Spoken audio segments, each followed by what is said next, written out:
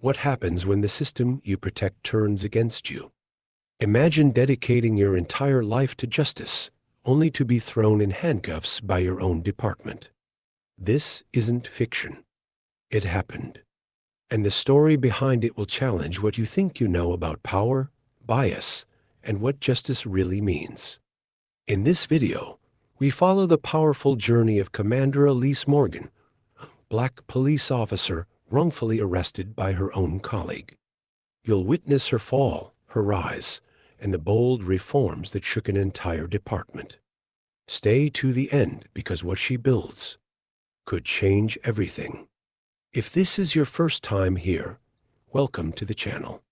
We bring you real, thought-provoking stories that challenge systems and spark change. If you believe in justice, growth, and truth, hit that subscribe button now so you don't miss the next one. Let's get into it. It was supposed to be a quiet evening, just a few blocks from home. A short walk with a bag of groceries. No badge, no uniform. Just a woman. A woman who had spent 2 decades serving her city leading officers, writing policies, holding the line between chaos and order. Her name? Commander Elise Morgan. Decorated. Respected. Feared by some. Admired by many. But that night, none of it mattered, because on that street corner, all that was seen was a black woman, in a gray sweatshirt and jeans. Walking alone at dusk, a call had gone out. Suspect last seen near 5th and Raleigh, black female, dark clothes, mid-30s, and that was all it took. In less than 3 minutes, she was on the ground. Cuffed. Searched. Shoved into the back of a squad car by a young officer who didn't even ask her name. He thought he was stopping a crime. Instead, he was rewriting her life, and the worst part, this wasn't some rogue cop in a distant town. This was her own precinct, her own department, her own system turning on her. This is not just a story about mistaken identity. It's about something deeper, something broken, about what happens when bias meets power, when instinct outruns reason, and when the people we trust to lead are no longer recognized, not even by their own. This is the story of how one night shattered the illusion of progress and ignited a fight for justice that shook an entire city. Welcome to the story of Commander Elise Morgan. And the night they forgot who she was. For most people, peace is a luxury, but for Commander Elise Morgan, peace was something she fought for every single day. For 21 years, she wore the badge. Not just with duty, but with dignity. Not for the power, but for the purpose. As one of the highest-ranking officers in her department, Elise had seen it all. Gang wars, political pressure, systemic flaws that no one wanted to talk about. She didn't just survive it. She rose through it, not because it was easy, but because it mattered. A black woman in a uniform few believed she deserved. A leader in rooms where she was often the only one who looked like her. She had climbed every rung of the ladder, not with shortcuts, but with strength, with resolve, with a spine built for storms. But that evening, she wasn't Commander Morgan. She was just Elise, off duty, in jeans, sneakers, and a worn gray hoodie. No badge, no gun, just a grocery list folded in her back pocket, and the scent of sourdough bread tucked under her arm. The store was quiet, the way she liked it. A young couple debated over pasta sauce. A cashier hummed softly to a pop song on the radio. No one stared. No one whispered to them. She was just another face in the aisle. And for once, she liked it that way. Her phone buzzed. A message from Jasmine. Home early. Want tie or leftovers? Elise smiled. Headed back now. Got bread and blueberries. Surprise me, she stepped out into the cool dusk, the city stretching before her like an exhale. It was the kind of evening that made her remember why she still believed in this place. The city wasn't perfect. Neither was the department. But there were good people trying, and she had worked too hard. For too long. To give up now. She walked slowly, savoring the quiet. Two teenage girls biked past her, giggling. A man waved from across the street. The sun dipped behind the buildings, painting the sky with smudges of pink and lavender. It was, as far as anyone could tell, a day like any other. What she didn't know what no one knew was that 2 blocks away, a patrol car had just taken a sharp turn. And inside it, a young officer had already made a decision that would change everything. Soundscape shifts, car engine, police radio static, boots tapping against pedal. Officer Ryan Keller was restless, new to the force. 2 years on patrol. Sharp haircut, polished boots. Still believed in good guys and bad guys. Still thought every shift might be the one that made his name. Tonight had been too slow. Just traffic stops and false alarms, and Ryan didn't join the force to sit still. He wanted stories. Headlines. He wanted action, and when the call came through, his heart kicked into gear. Unit 22, be advised, 10-31 in progress. Robbery suspect described as black female, mid-30s, dark jeans, gray sweatshirt. Last seen near 5th and Raleigh. He didn't wait. Unit 22, responding. His tires squealed as he turned the wheel, eyes sharp, brain firing on instinct. Black. Female. Gray sweatshirt. Jeans. He repeated the description over and over, like a mantra, as if saying it enough times would make the suspect appear, and then he saw her 1 block ahead, walking slow, grocery bag in hand. She matched perfectly. Gray hoodie, dark jeans, black woman, mid-30s. Alone, Keller's foot lifted from the gas.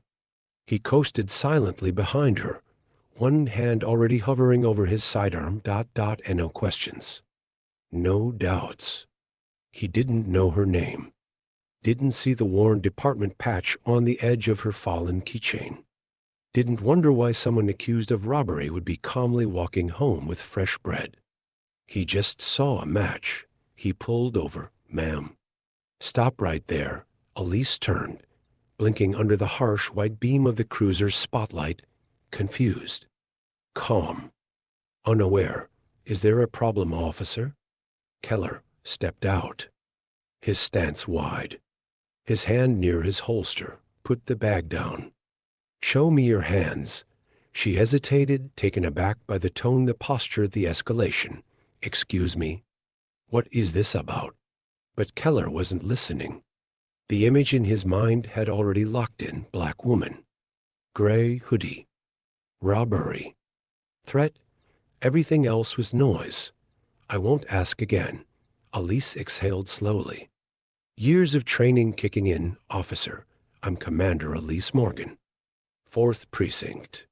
Badge is in my purse. This is a misunderstanding.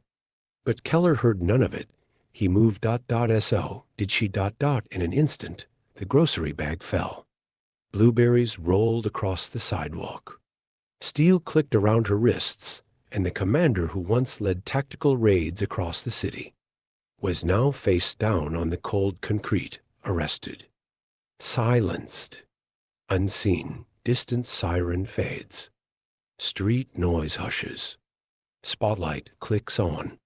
Silence. It happened faster than she could explain, but slower than it should have taken to ask a single question. Put the bag down. Hands where I can see them. The voice was sharp. Clipped. Too loud for the empty street.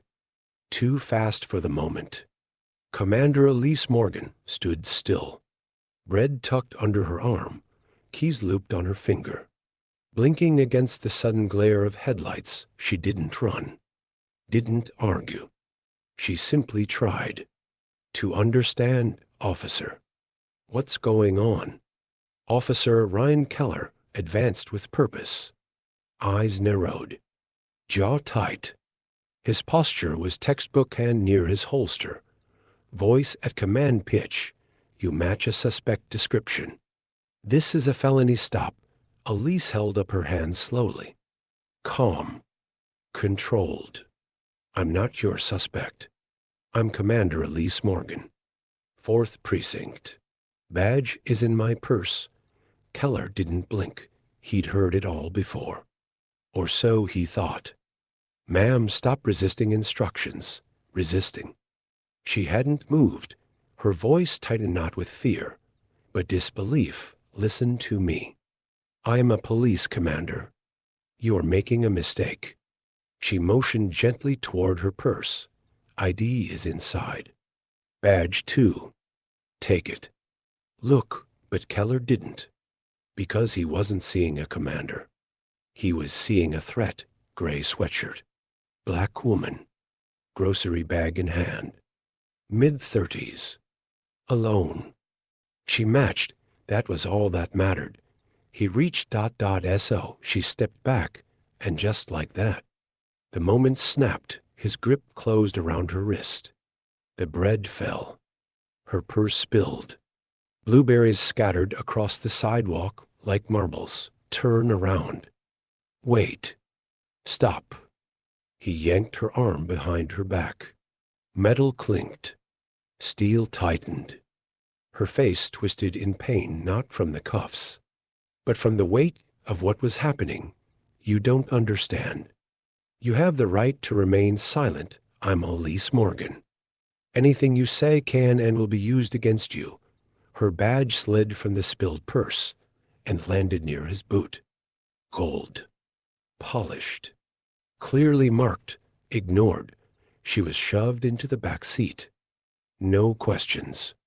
No recognition. Just the slam of the door. And the howl of sirens rising in the distance. Behind the glass, Elise sat silent. The lights of her own city flashing across her face. The city she'd sworn to protect, but tonight? It didn't protect her. IT didn't even see her. They didn't take the cuffs off until she was already inside the cell. And no words. No apologies. Just silence. And that cold, unspoken stare. The holding bench was metal cold and uneven. It pressed into her back like the weight of the moment itself. Elise Morgan sat still. Wrist sore. Shirt slightly torn at the cuff. Eyes trained forward, refusing to let the sting in her chest show on her face. She had been on this side of the bars before. But never like this. Never in them. The intake officer hadn't recognized her either. Or maybe they had, and just didn't know what to do, because how do you process someone? You're trained to salute? She could hear the whispers start. Was that Commander Morgan? No way, that's gotta be a mistake. It wasn't just embarrassing. It was damaging. To her. To the department. To the illusion of progress she had spent 2 decades building. How many times had she stood in that same room, calming angry civilians, assuring them they were safe, respected, seen? How many times had she defended the uniform when others had lost faith? And now, here she was. Handcuffed by her own system, a door creaked open. Sergeant Maya Reyes stepped in, clipboard in hand, expecting just another intake, but when her eyes met Elise's, she froze. Commander Morgan? Her voice cracked. She dropped the clipboard. What the hell is going on? Reyes scrambled to unlock the cell. I'm sorry, I had no idea who brought you in. Elise stood slowly, straightened her shirt. Didn't shout. Didn't cry. Officer Keller. Mid-30s. Blue patrol. Said I matched a robbery suspect. Reyes went pale. He. What? Did he check your ID? Elise didn't answer. She didn't need to. Her silence was enough. Reyes lowered her voice. "We'll fix this." "I'll talk to the chief." "Don't talk," Elise said quietly. "Do, because apologies meant nothing without action. And trust, once broken, wasn't so easy to patch back together." Elise walked out of the cell. Not with anger, but with clarity. The worst part wasn't the arrest. It was the realization that for all her years in the department, for all her leadership, her reforms, her awards, she was still invisible to the very system she had spent her life trying to fix. He couldn't stop shaking. Officer Ryan Keller sat in the corner of the precinct locker room, elbows on knees, head buried in his hands. He had arrested a robbery suspect. He was sure of it. The description matched. The timing lined up. It made sense until it didn't, until Sergeant Reyes stormed into the intake desk, red-faced and furious. "You cuffed Commander Morgan? Are you out of your mind?" The sentence hit like a freight train. The air thinned. Keller's mind collapsed inward, crushing under the weight of that name. Commander Elise Morgan, not just a captain, not just a superior, a symbol of order, of dignity, of everything the department claimed to stand for. He had arrested his own commander. On the street, in front of civilians, with no verification, and no questions. Just cuffs. The mistake didn't break him. What shattered him was the certainty he'd felt when he made it. Reyes found him there, still in uniform, sweat clinging to his skin. "You didn't check her ID?" He shook his head. Slowly, she said she was a commander. "I thought she was trying to talk her way out." Reyes didn't yell.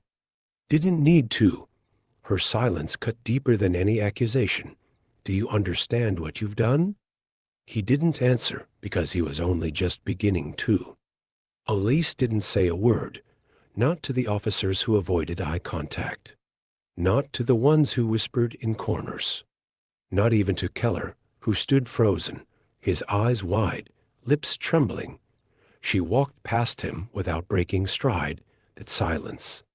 It was louder than any fury, and heavier than shame. She didn't need to raise her voice, because the building was already trembling. The video dropped just after midnight, grainy, handheld. 2 minutes of shaky footage, a woman in a hoodie, handcuffed, pleading, a badge glinting from her spilled purse. The internet did the rest. By sunrise, it was trending nationally. Cable networks picked it up by noon. National commentators called it a disgrace. Activists called it proof. By dusk, the first protesters arrived outside the precinct. Signs, drums, voices, and Elise. She sat at home, still in the same clothes, still holding her silence, still letting the storm grow. She didn't need to go outside to be heard. The world was already listening. For 3 days she said nothing, while news anchors dissected her arrest, while protesters filled the streets, while politicians scrambled for safe words and safer exits. Elise Morgan stayed silent until now. Elise V.O. "Good afternoon. I want to start by thanking you for being here. Not just the press, but the people outside. The ones chanting, the ones crying, the ones waiting to see if this will be just another moment, or the start of something more. I was arrested by one of my own officers. On a sidewalk I've walked for years. 2 blocks from the station I've led for over a decade. I was off duty, unarmed, unthreatening, but to him, I was still a suspect. Why? Because I matched a vague description, or because I matched a bias. Elise V.O. Let me be clear, this is not about one officer. It never was. This is about a culture, a system, that taught him to trust his instincts before asking a question, to see a badge and still assume guilt, To hear a black woman say, "Commander," and still reach for his cuffs, I don't blame Officer Keller alone. I blame the training, the silence, the culture of assumption that shaped him and protects him. Her words spread like fire, through the live stream, through headlines, through hearts that had waited too long to hear someone in uniform say the quiet part out loud. Elise V.O. For years, I've worked to fix this department from the inside. I've pushed for anti-bias training, for oversight boards, for community-first protocols, and I've been told to wait, to be careful, to pick my battles. But now the battle picked me, and I'm done waiting. This is not a call for revenge. It's a call for accountability, for reform that doesn't sit in binders, but shows up on the street, in the way we train, in the way we hire, in the way we see. By nightfall, her speech had been clipped, shared, subtitled, and translated across platforms. Some called her a hero.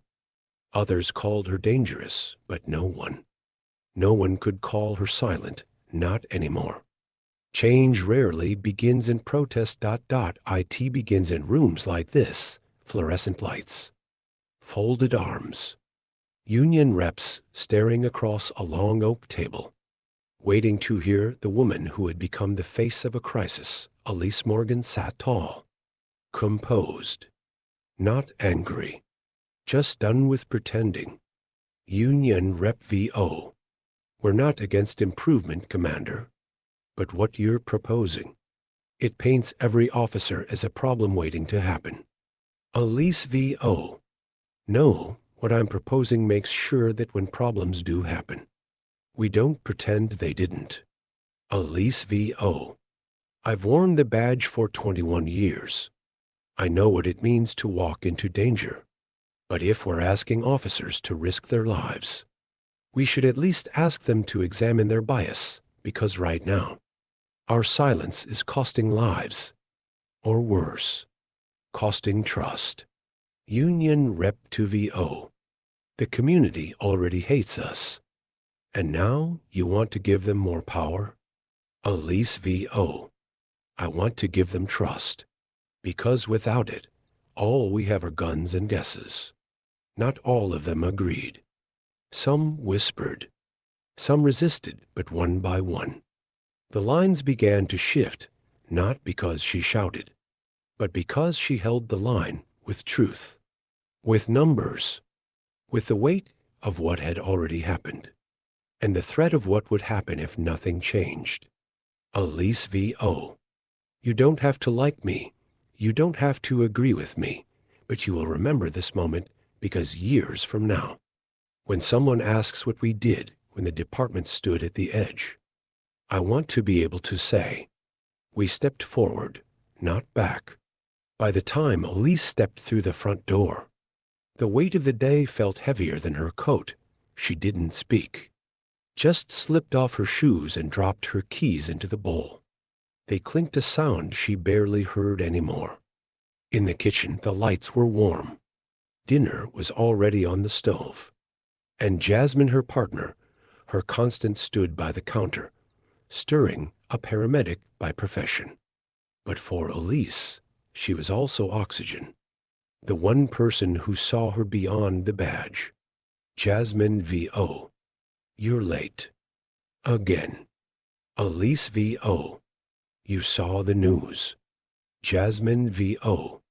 Yeah. And I saw you too. You looked calm to calm. Elise V.O. If I let them see how tired I am, they'll say I'm cracking. If I show anger, I'm unprofessional. If I cry, I'm emotional. So I do nothing. I carry it. Quietly. Jasmine V.O. You don't have to carry it alone. Not here. I know you're strong, Elise. But strength isn't just marching. It's resting too. Elise V.O. I can't rest now. Not when everyone's watching.